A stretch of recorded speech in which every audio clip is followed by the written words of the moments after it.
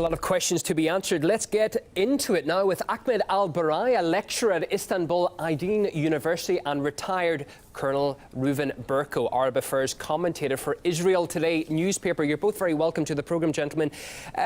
Reuven, can we begin with you, please? Israel has praised the move, but surely the almost universal global chorus of criticism against the move proves that it's not the right decision. Well, I believe this decision is very important, despite the fact that, as far as I remember, from historical point of view, the kings of the dynasties of Israel never got consulted with Erdogan or any other regime in the world at the time. They put the Israeli capital in Jerusalem at the times of the Kingdom of Israel along history. And by the way, I never heard about Palestine, even not in the Quran. So Palestinian people are very important. We want to create a Palestinian state, the first time in history, as side by Israel. But unfortunately, Jerusalem is like a wife. You can't share a wife. You already got married with Jerusalem 3,000 years ago. So this is a ridiculous demand by the Palestinians. As to the fact that Al-Aqsa is very important to Muslims all over the world, we really respect it. And by the time Muslims are exploding mosques all over the Islamic area here in the Middle East, Al-Aqsa Mosque is the most guaranteed place, very safe, very secured, and everybody can make his worship there. The fact that Al-Aqsa is important to Muslims doesn't turn it automatically to be somebody's capital only to the Israelis. Let's put a point to Ahmed. And Mecca is not the capital. Mecca is not the capital. Reuven, we'll get back to you. Okay. Not Jordan put Jerusalem a capital to them at the time. Reuven, we'll back to you in just a moment. I want to put a point to Ahmed. If the embassy is going to be put in a part of Jerusalem that is not disputed, why are we seeing such an aggressive reaction around the Muslim world? First of all, it is ridiculous, in my opinion, to speak about Palestine is not mentioned in the Quran, then the Palestinians have the right to speak.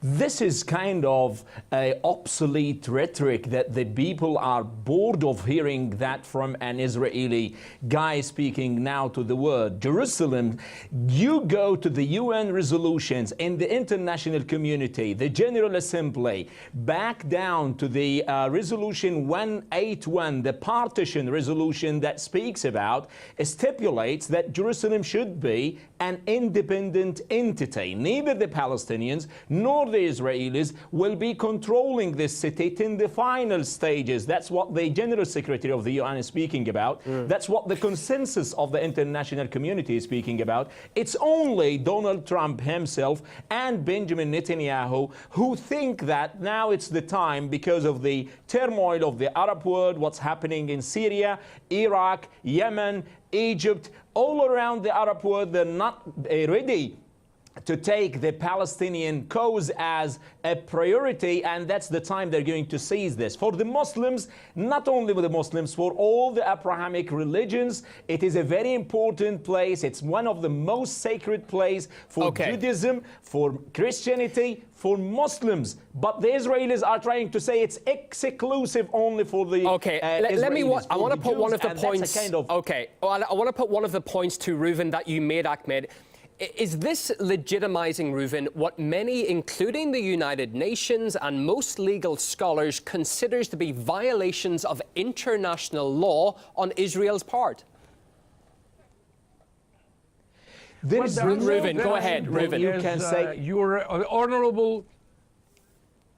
as your honorable guest mentioned, there were several resolutions concerning Israel and the solution.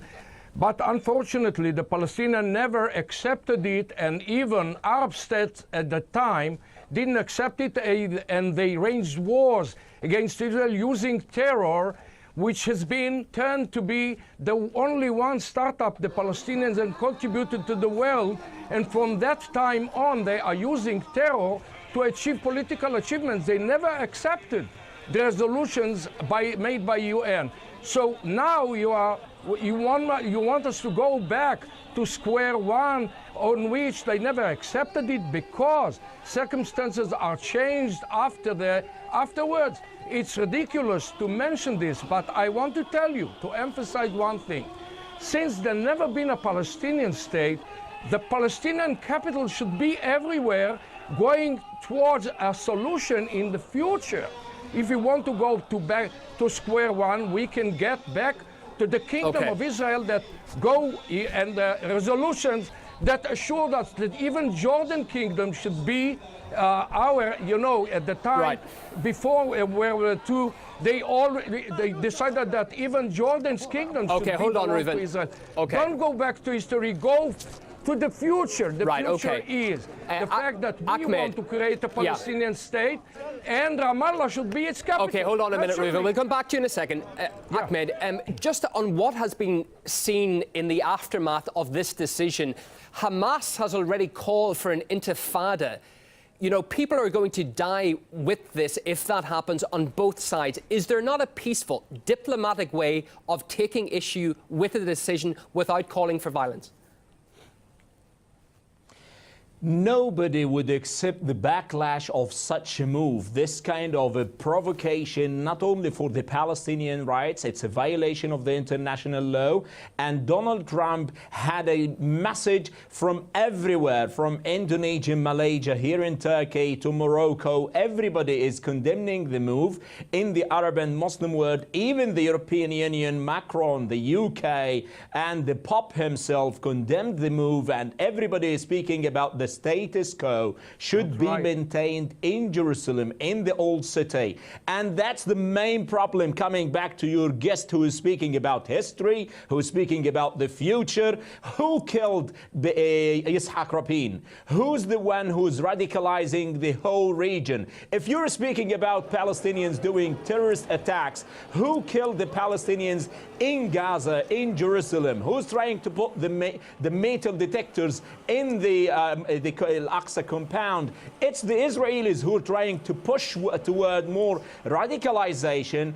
The Palestinians have the full right to resist peacefully against what's happening in their own land. They have the right to be in East Jerusalem according to the international community resolutions. Okay, we can get bogged down with saying who killed who in this situation. I think we can all agree that it's a horrific last number of decades in the region. But Reuven, given the backlash that Israel will now face from its neighbours, is allowing the US embassy to relocate to Israel, to Jerusalem, more trouble than it's actually worth? Because we saw Tel Aviv being the de facto capital.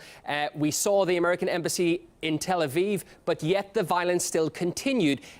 Will it not only get worse if it moves to Jerusalem? Not at all, sir, not at all. I'll tell you why. Actually, if speaking about status quo, I want to reply to your honorable guest. Well, briefly on that part, please. Is kept in Jerusalem. You are mixing, you are mixing between sovereignty and religious law and religious freedom of worship. Israel is the only state that maintains religious freedom for all prayers in Jerusalem. The status quo is very seriously kept in Jerusalem. Now the Islamists are threatening, and that's why your government, your prime minister is sorry, you can't disturb me. I won't allow you to disturb. In Jerusalem. Now that's Jerusalem is not in danger. Right? The real danger is Mecca and Medina are in danger by Iran.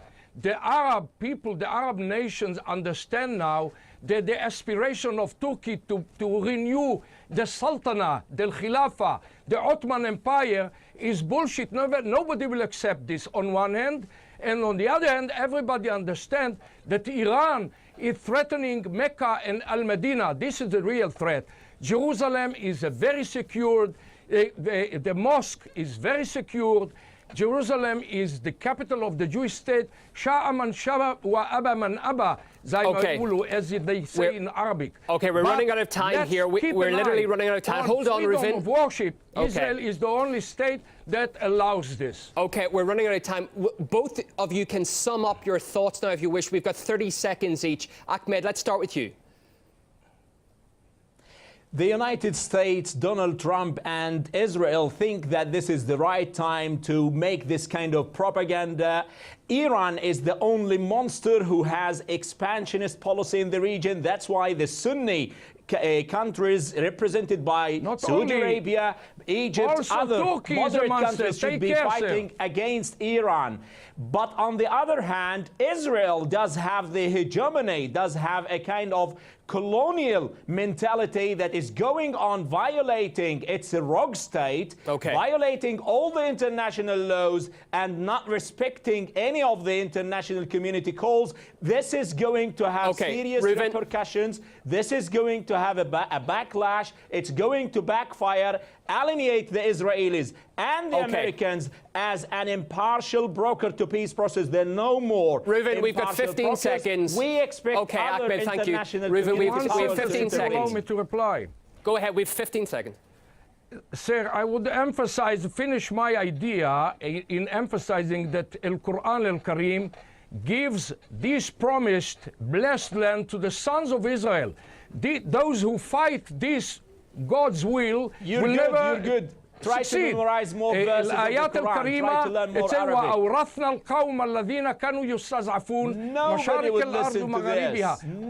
Everybody says الأرض المباركة بيت المقدس وأكناف بيت المقدس. This is the land of the Israelis, including Jerusalem. Nobody can object it. This is the Lord's will. This is history.